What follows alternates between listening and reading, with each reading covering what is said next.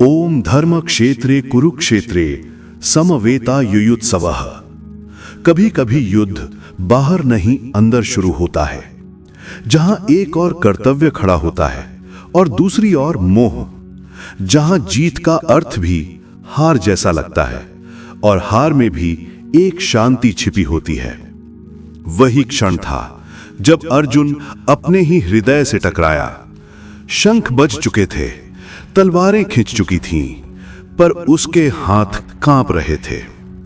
कुरुक्षेत्र की वो भूमि जहां धूल आसमान को ढक चुकी थी, हवा में शंखनाद गूंज रहा था और एक योद्धा का मन धर्म और करुणा के बीच फंसा हुआ था।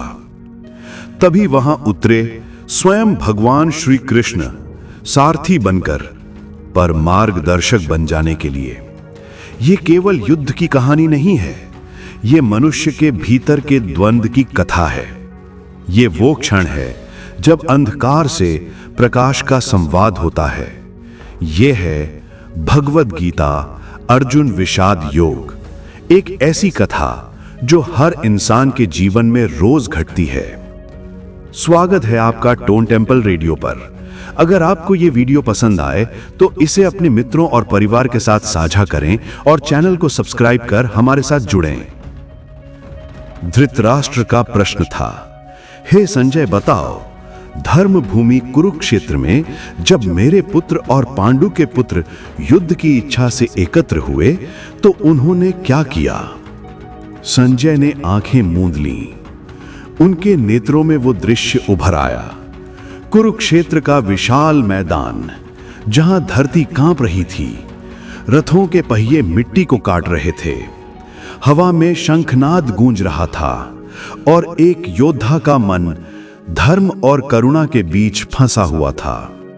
तभी वहां उतरे स्वयं भगवान श्री कृष्ण, सारथी बनकर, पर मार्गदर्शक बन जाने के लिए। ये केवल युद्ध की कहानी नहीं है, ये मनुष्य के भीतर के द्वंद्व की कथा है। ये वो क्षण है जब अंधकार से प्रकाश का संवाद होता है। ये है भगवद गीता अर्जुन विषाद योग, एक ऐसी कथा जो हर इंसान के जीवन में रोज घटती है। स्वागत है आपका टोन टेम्पल रेडियो पर। अगर आपको ये वीडियो पसंद आए तो इसे अपने मित्रों और परिवार के साथ साझा करें और चैनल को सब्सक्राइब कर हमारे साथ जुड़ें। धृतराष्ट्र का प्रश्न था, हे संजय बताओ, धर्म भूमि कुरुक्षेत्र में जब मेरे पुत्र और पांडु के पुत्र युद्ध की इच्छा से एकत्र हुए तो उन्होंने क्या किया? संजय ने आंखें मूंद लीं। उनके नेत्रों में वो दृश्य उभर आया। कुरुक्षेत्र का विशाल मैदान, जहां धरती कांप रही थी, रथों के पहिए मिट्टी को काट रहे थे, हवा में शंखनाद गूंज रहा था और एक योद्धा का मन धर्म और करुणा के बीच फंसा हुआ था। तभी वहां उतरे स्वयं भगवान श्री कृष्ण, सारथी बनकर, पर मार्गदर्शक बन जाने के लिए। कौरवों की ओर से राजा दुर्योधन अपने गुरु द्रोणाचार्य के पास पहुंचा।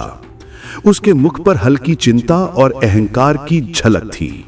उसने कहा, आचार्य देखिए, पांडवों की ये सेना कितनी भयंकर है। धृष्टद्युम्न ने इसे बड़ी चालाकी से व्यवस्थित किया है और इस सेना में भीम और अर्जुन जैसे योद्धा खड़े हैं। यहां भीष्म, द्रोण, कृपाचार्य, अश्वत्थामा, विकर्ण, सोमदत्त के पुत्र जैसे महारथी भी हमारे पक्ष में हैं, परंतु फिर भी हमें सावधान रहना होगा। दुर्योधन ने अपने सैनिकों को आदेश दिया कि सभी योद्धा अपने अपने स्थानों पर डटे रहें और चारों ओर से हमारे पितामह भीष्म की रक्षा करें। भीष्म पितामह ने यह सुनकर अपने शंख का नाद किया, ऐसा नाद जो आकाश को चीर गया। उनका शंख सिंहनाद की तरह गूंजा और जैसे ही वो ध्वनि गूंजी, कौरवों की पूरी सेना में उत्साह की लहर दौड़ गई। इसके उत्तर में पांडवों की ओर से भी शंखनाद हुआ।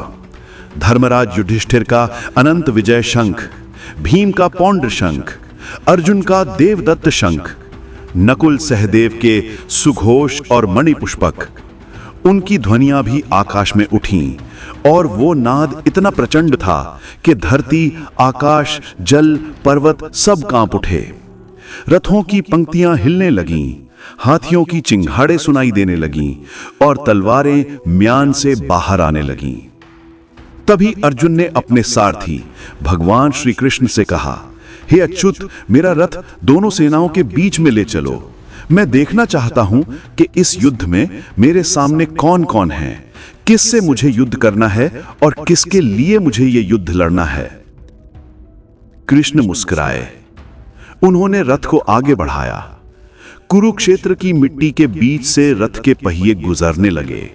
धूल उड़ रही थी और सामने दोनों और सेनाएं थीं, एक और पांडवों की सेना, दूसरी और कौरवों की।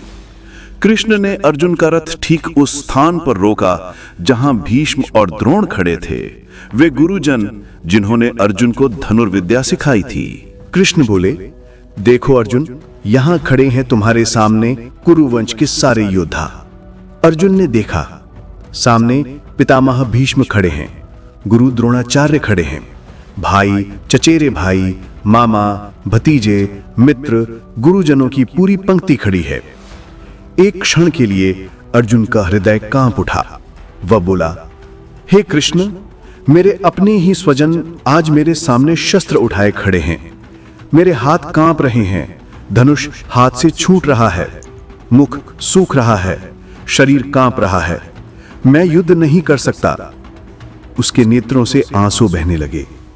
वो आगे कहने लगा, मैं न राज्य चाहता हूं, न विजय, न सुख।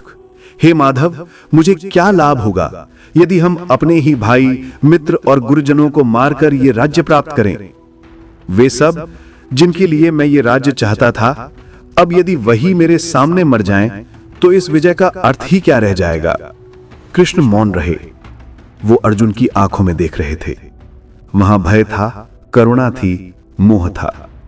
अर्जुन ने अपनी बात जारी रखी, हे केशव, यदि ये लोग लोभ में अंधे होकर अधर्म कर रहे हैं, तो क्या हमें भी अधर्म करना चाहिए? मैं पाप नहीं करना चाहता। मैं उन्हें मारकर केवल दुख पाऊंगा। मुझे लगता है कि ये सब युद्ध भूमि में मारे जाएंगे और हमारे कुल का नाश हो जाएगा। अर्जुन का मन व्याकुल हो गया। उसके विचार अब धर्म और अधर्म के बीच उलझने लगे। वो बोला, जब कुल का नाश होता है तो कुल का धर्म नष्ट हो जाता है। धर्म के नाश से अधर्म फैलता है। जब अधर्म बढ़ता है तो स्त्रियां भ्रष्ट होती हैं और उनके कारण वंश का नाश होता है। इस तरह समाज का पतन होता है। कृष्ण शांत भाव से सब सुन रहे थे। अर्जुन ने धीरे धीरे अपना सिर झुका लिया। उसकी वाणी में अब करुणा ही करुणा थी। हे जनार्दन, ये युद्ध केवल हत्याओं का खेल बन जाएगा।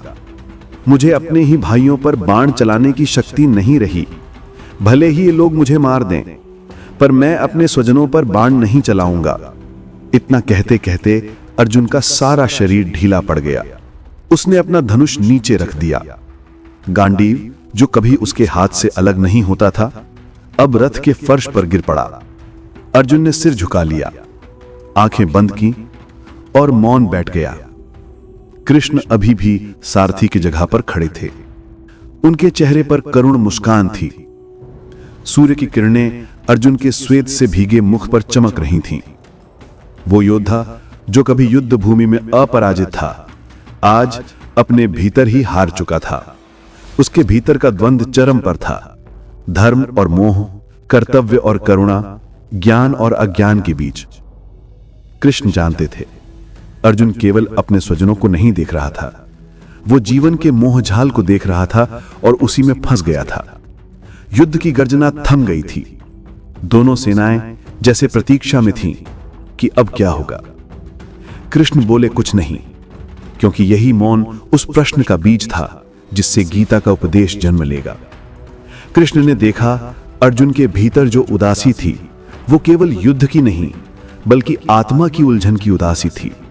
ये वो क्षण था जब मानव अपने कर्म, धर्म और अस्तित्व को प्रश्न करता है। अर्जुन ने धीरे से कहा, हे गोविंद, मैं युद्ध नहीं करूंगा।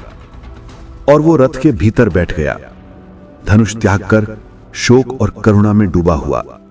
उस क्षण कुरुक्षेत्र के बीच मिट्टी की धूल, शंखों की गूंज और मौन के उस संगम में एक महान अध्याय का प्रारंभ हुआ, जो आगे चलकर समूचे मानव जीवन का मार्गदर्शन बनेगा। यहीं से आरंभ होगा कृष्ण का उपदेश, आत्मज्ञान की ज्योति और भगवद गीता का दिव्य संवाद। यहां कथा समाप्त होती है और अगला अध्याय आरंभ होता है सांख्य योग, जहां श्री कृष्ण अर्जुन को ज्ञान देना प्रारंभ करते हैं।